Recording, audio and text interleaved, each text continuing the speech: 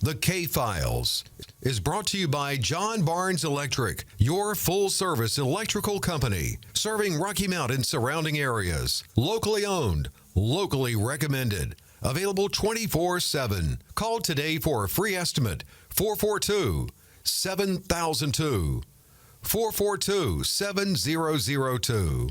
Where do we begin? I do have something I want to start with. Okay. And I give him a picture. I want to do a happy birthday shout out to my granddaddy, Glenn Driver. Oh. He turned 93 years old today. He was a Nash County ABC man. Rachel Joyner's husband hired him in the early 1960s. He was NASCAR 17 under Frank Brown. He had almost 50 years of law enforcement. He's known around the county as Sheriff Driver. But he's still kicking. He's still alive and well and doing good. We love him. Talked with Sheriff Stone just a few minutes ago, and they're sending some deputies out today to wish him a happy 93rd birthday. Okay, that was your mother's. This is actually my wife's granddaddy. We just call him Granddaddy Glenn or Sheriff Driver. These are my kids, Preston, Jacob, and Josh. That is their great-grandfather. So he is a fine man. I love him to death. When I went into law enforcement in 1995, he sat me down in his garage. He said, I want to tell you something. Always remember, when you come in contact with people, this is somebody's son, this is somebody's daughter that you're going to be dealing with. And treat them like human beings. Treat them with respect, treat them with dignity, because one day you're going to want to retire and live in the community that you've served. And this man is loved far and wide. Wow. He is a true Nash County law enforcement legend, and I love him. Wow. Fine man. Isn't that something? Glenn Driver, 93 years old. Okay. Well, happy 93rd birthday to Glenn Driver.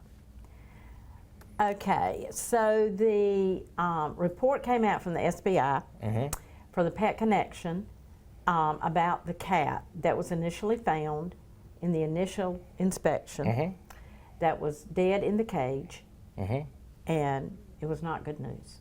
It's not. Based on the findings of the autopsy report, the cat died from a lack of nutrition, which is a lack of food and water. Starving an animal to death is beyond anything I can imagine. I mean, that takes the human element out of you. I mean... And a lot of people, well, you know, it may not have had food and water prior to coming to the Pet Connection. But what you've got to understand is now look at the previous inspection reports that the Department of Agriculture give to Pet Connection. They came in and would say, whoa, these animals here don't have sufficient food and water. Okay, when the state is finding this, they're writing you up for it, and then an animal turns up and an autopsy has been performed and the animal died from lack of food and water, you can't help but draw a conclusion based on evidence and a pattern. How long had the cat been there? I'm thinking several days. For some reason, I'm thinking 3 days. Well, they can tell in an autopsy if there was any food, if he had had any food. And let me tell you something. We have found, you know, cats that were strays and came up meowing to our back door or something, and I would look at them, and I mean, they would be so frail, and I could tell they hadn't had anything to eat. And so I would start feeding, and I've done this many times. Do you know how long it takes to fatten up a cat? Hardly no time. If you feed them, they start just, in a week's time, you can see the biggest difference. So, no, they hadn't fed the cat. You know, it is disappointing. I do understand that they have hopefully turned a corner. I think they've got a lot of new volunteers in place. I can only hope and pray that they've got people in place, that their heart is where it needs to be, because these animals don't have a voice, and they are dependent on people to give them food and water when they're locked in a cage. Right. So only time will tell.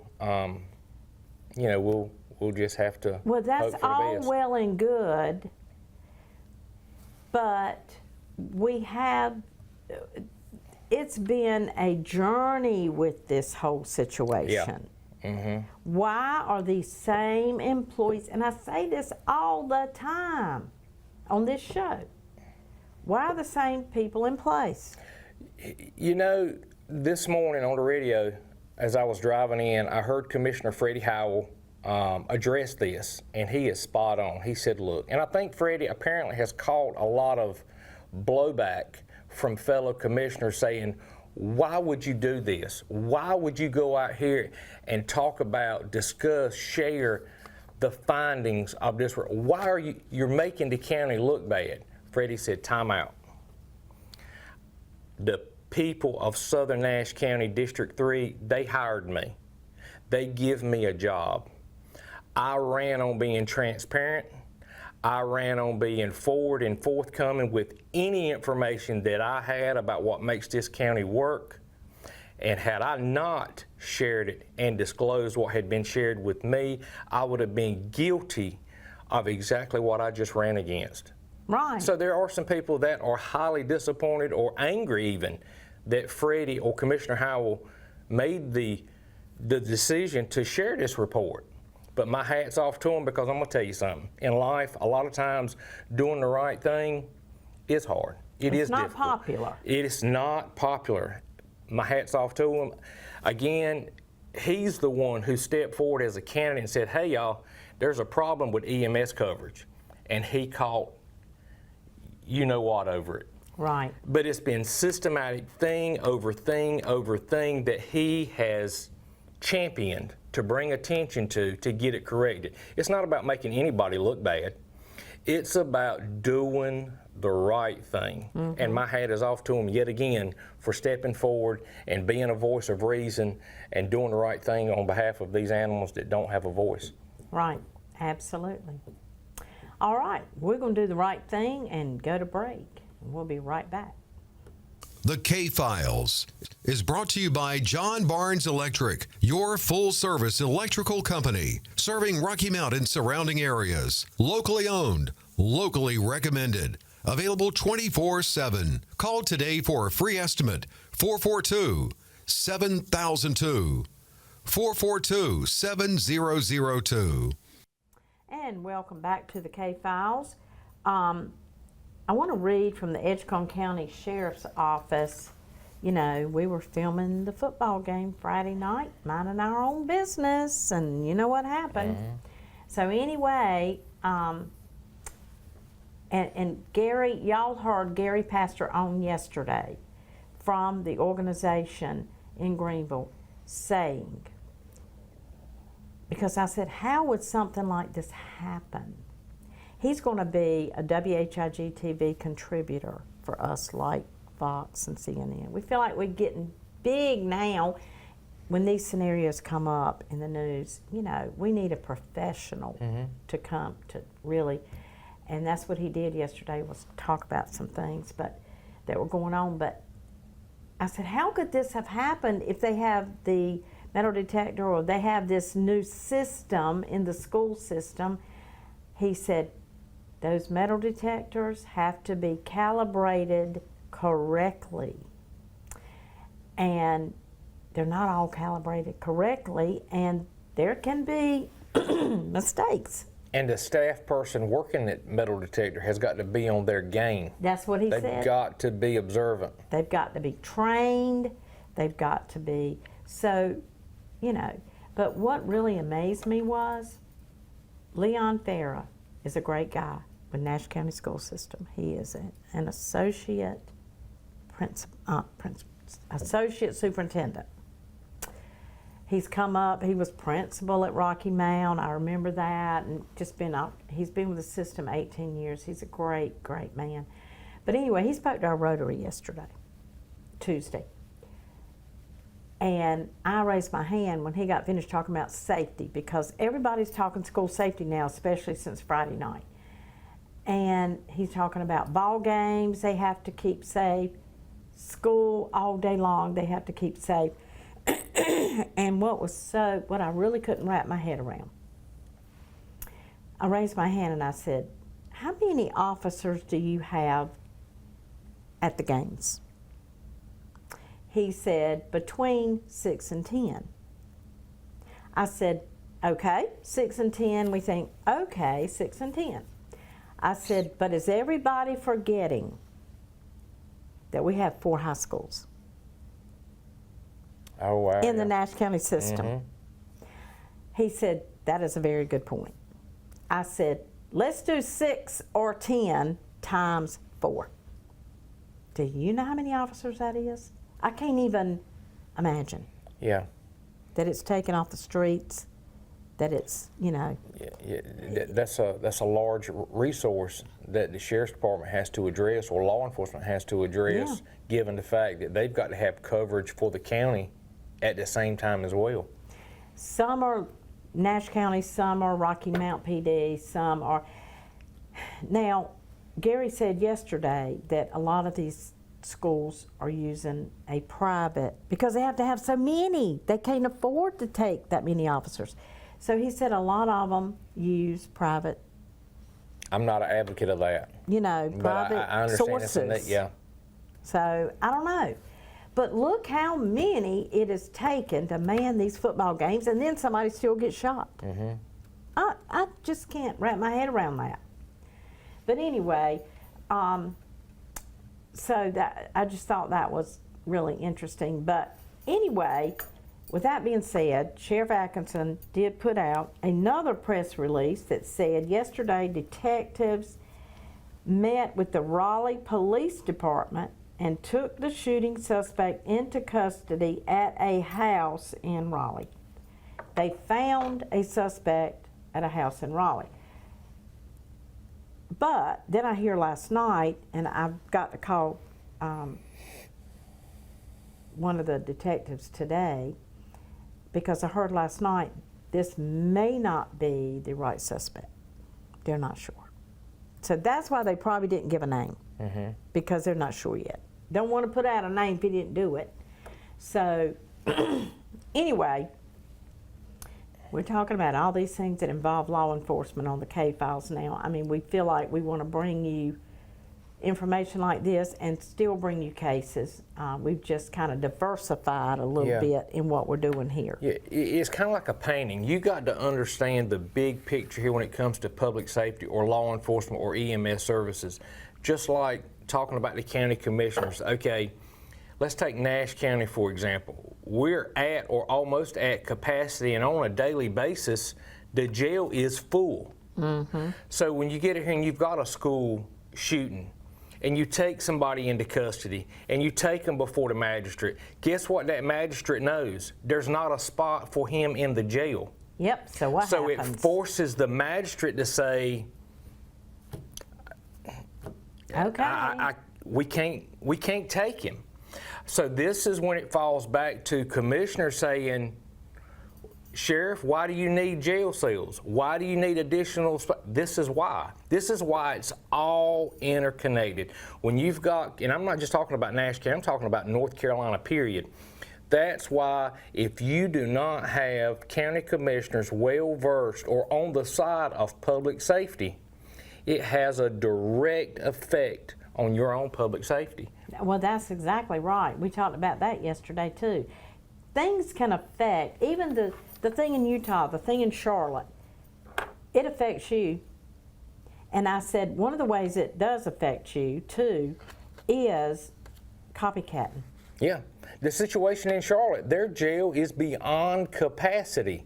This guy's been arrested 14, 16 times that killed this young lady. Okay. What is he doing out? There's nowhere for him.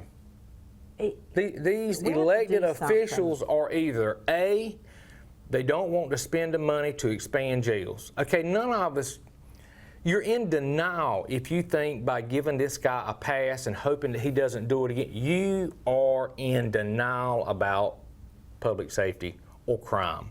56%, I saw a survey, not a survey, a study that I saw. 56% of criminals reoffend.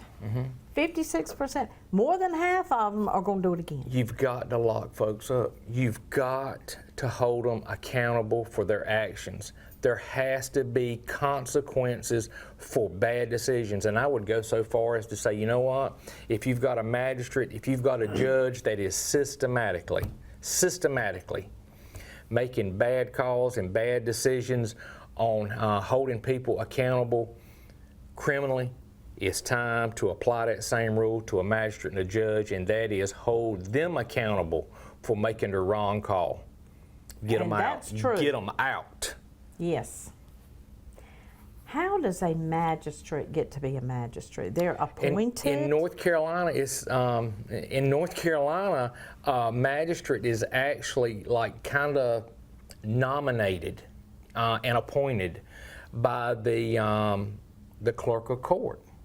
So what were they in their previous life? Up until recently, you could have been, look, one of the... Can I be one? Do you have a college education? Yes. Okay, yes, you can. But now let me tell you an interesting fact. Tech Bass, who ran the hardware store in Nashville, and Orr Stallings, who ran a service station in Middlesex. That's what they did as their career. They were two of the best magistrates now, that Tech Bass, I know him and his family really well, and but yes. they were no nonsense Yes. kind of people. And I'm telling you, if you don't think they wouldn't lock you up in a minute and hold you accountable for your actions. But do we have that today? No. Apparently not. No. Apparently we don't. And it's political. It's people who have a bleeding heart, and I'm not saying all, but like that magistrate in Charlotte. She is a flaming DEI liberal, is what she is. Well, you better watch out too for your DAs. You better elect And your the judges. right DA. And we do have a DA race coming up in 26. We've got Jeff Marsigli, whom I'm sure will run again. And we have, I do not know the gentleman from Halifax County, but we have somebody from Halifax County that's going to run. So you better study up, see what they stand for, see what they've done, have not done. But you know, Vote accordingly. when you elect like Marsigli, who is a Republican, he is a conservative, and he wants to hold people accountable, and he wants to lock them up, but they don't have jail capacity because a county commissioner won't give funding to the sheriff. Okay, it's a moot cause. This is why it takes a group effort. When you go vote for it, do your work and know where people stand on everything, because Marsigli can only do his job if county commissioners are doing their job, right, and the sheriff is doing his job and judges are doing theirs. It takes a group effort. At the end of the day, there's got to be space to put this criminal and to hold him. Otherwise, it turns into a revolving door, and they'll get out of jail or get out of the courthouse before the deputy or the highway patrol does in doing his report. Well, this brings me to say that we have Judge Quentin Sumner running for commissioner. Now, it can only be a win-win situation. Judge Quentin Sumner was one of the fairest judges I have ever, just a fair man. I watched him in the courtroom. I was with, we went in there and filmed cases and watched and did, and never seen a judge that really, really was as cordial, but you were going to get spanked if you didn't do it, if you needed to be. He was loved and well respected by both political sides, Yes. law enforcement, and what I would call criminals, Yes. because everybody knew they were going to get a fair shake Yep. with Judge Sumner. So what better to understand what needs to happen than to have one of these judges go into a commissioner position, because you know, the commissioners do come into play with all of this. They come into play. They control the purse strings of everything. So, you know, anyway, Judge Quentin Sumner is running. Commissioner Fred Belfield has had a really good run, and he is ready to retire, so he's not going to run again. And we thank him for his service. But anyway, Judge Quentin Sumner will be running for that position. And we'll see. But the judges do come into play. It's the whole ball of wax. It's the judges, it's the DAs, it's the magistrates, it's the commissioners. I mean, it's all. Well, look at it on the national platform. Right. Trump's trying to get these violent, illegal immigrants out of the country. Everything sets in motion. Law enforcement's taking them into custody. They're getting them on a plane. They're getting them out, and all of a sudden a judge says, "Stop, time out, bring them back." You can't do that. You can't get them out. And it is nothing more than a political. Yeah. They bring the whole effort to a grinding halt. That's why you need to educate yourself when it comes to because this is going on a local level, on a state level, and a federal level across this country. And it's sadly, it's political. And if you don't think it is, you've got your head in the sand. Yeah, that's exactly right. Okay, we'll be right back with you right after this. The K-Files is brought to you by John Barnes Electric, your full-service electrical company, serving Rocky Mount and surrounding areas. Locally owned, locally recommended, available 24/7. Call today for a free estimate, 442-7002, 442-7002. As we just said, we, instead of doing a unsolved murder this morning, we're going to also be bringing you local cases, and we want to give Wilson a little bit of attention this morning because they have had a devastating situation happen. I believe it was on...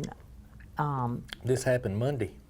Yeah, on Monday. Monday night. So I'll let JP talk about this a little bit. This is, the headline is, well-known Wilson youth leader arrested after 2 dead, 2 injured in a shooting. Police arrested 39-year-old Dante Maurice Chestnut on Monday evening. He is accused of killing 44-year-old Natasha Latrice Sutton and 21-year-old Avante Pender, and leaving Tiffany Fogg and Tyrone Sutton injured in the shooting. Wilson police have arrested the man accused of killing 2 people and injuring 2 others. Police were called at 2:00 p.m. to Washington Street in reports of gunfire. When they arrived, police found multiple people had been shot. As of Tuesday morning, Wilson police confirmed that a 4th victim, 46-year-old Tyrone Sutton, was hurt in the shooting as well. He was treated by Wilson County EMS for non-life-threatening injury. Police said on Monday that 44-year-old Natasha Sutton and 21-year-old Avante Pender died on the scene, and that Tiffany Fogg was taken to Wilson Medical Center and she's going to be okay. I'm trying to get in here and see if there's any details as to, it says here, Dante Chestnut, 39, was arrested on Monday evening in regards to the shooting. He faces first-degree murder and attempted murder charges. Somehow Chestnut was Sutton's landlord. So it may be, like you were saying, that you had heard that it might be like rental related or rent related. WRAL had, I'll give them credit, that's where I saw it. WRAL said that the best they could understand, it was over some rent money. It says here the arrest is hard to understand, whose children attend these programs that are put on by Chestnut. He comes to our community all the time to give back to the community, to help clean up yards, to help people out. to help those that battle drug addiction, everything like that. He is credited with saving a lot of lives in the community. He is also known locally as the man behind R. Wilson, a nonprofit group that's focused on providing Wilson's youth with mentorship, job opportunities, and a better life. Also, according to WRAL, they're saying that he was raised, he pretty much raised himself. He had a hard childhood. He ran for Wilson City Council in 2023 and barely lost. But anyway, he is now facing 2 counts of first-degree murder and 2 counts of attempted first-degree murder. And the investigation is ongoing. Well, what an example he is setting for all these youth. Yeah. That he deals with. I mean, goodness gracious. And that it was a shock, because I saw an interview that WRAL did with one of the neighbors, and she said, we would have never thought anything like that. One of his neighbors from his house. But there must have been a lot of people around, because I mean, this one got shot and this one, and there was a lot of people, 4 people.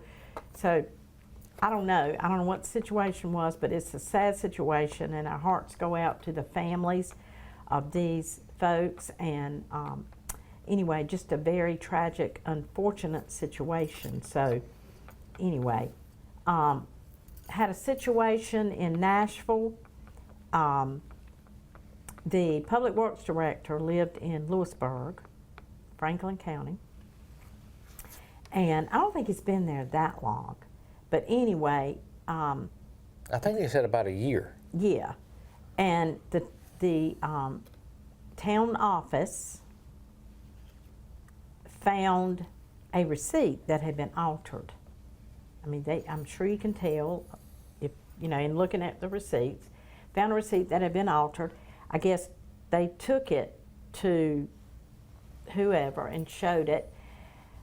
So then they decided, okay, this might not be the only one. Yep. So they said, we need to do an audit. So in doing the audit, they pulled other receipts and found more. And I saw the amount of money at one point, but I didn't find the story. But it's pretty sizable. It was a pretty sizable amount of money, I'm telling you. So there was an embezzlement situation here.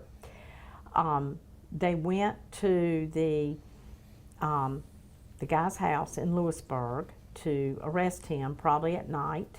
Went to arrest him. He would not come to the door. They knocked and knocked and knocked. They had to force entry into the home. Evidently, they knew he was there because his vehicle was probably there.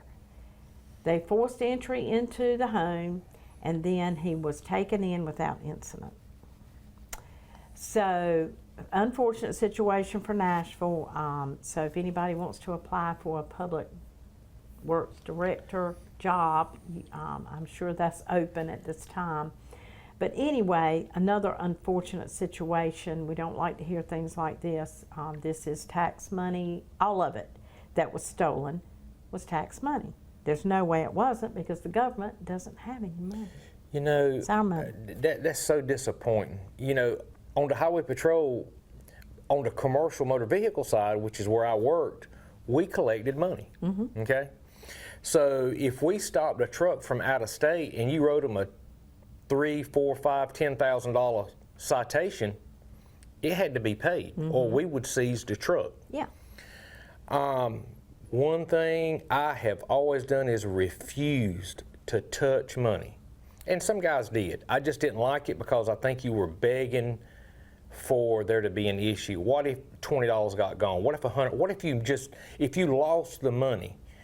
I would always take the driver to a bank, mm-hmm. to a store, and say, I need $3,000, bring me a money order. That way you've got a receipt, mm-hmm. I've got or I would take a check. The Highway Patrol took checks. Nowadays, we do everything by phone. You give them a phone number to call, they pay by credit card, debit card, you give them a receipt, and wow. They go on their way. But yeah, I don't like getting my fingers in nobody else's money but right. my own. Right. you're asking for problems. Yes, you are. But when you turn in a receipt, you know. And it's modified, and I don't understand people's. You're going to get caught. You are. Did you You're really going think to you get could caught, get by with it? and you're going to jail. Yeah, I mean. Anyway, just wanting to let you folks out there know, in case you didn't know about that, you folks in Nashville that pay your taxes and your hard-earned money. So, anyway. Speaking of Nashville, and I think we've got a flyer that we can post. They're having a Charlie Kirk prayer vigil this Sunday, September 21st at 3 o'clock, there at the Nash County Courthouse. There's going to be several speakers. Again, it's going to be this Sunday, 3 o'clock. They will be giving out small American flags to everyone in the crowd. There will be security provided by the Nash County Sheriff's Office. I'm sure Nashville PD will be on scene too. If you don't have anything going on, we'd love to have you. Again, a prayer vigil in honor of Charlie Kirk this Sunday, September 21st, 3 o'clock.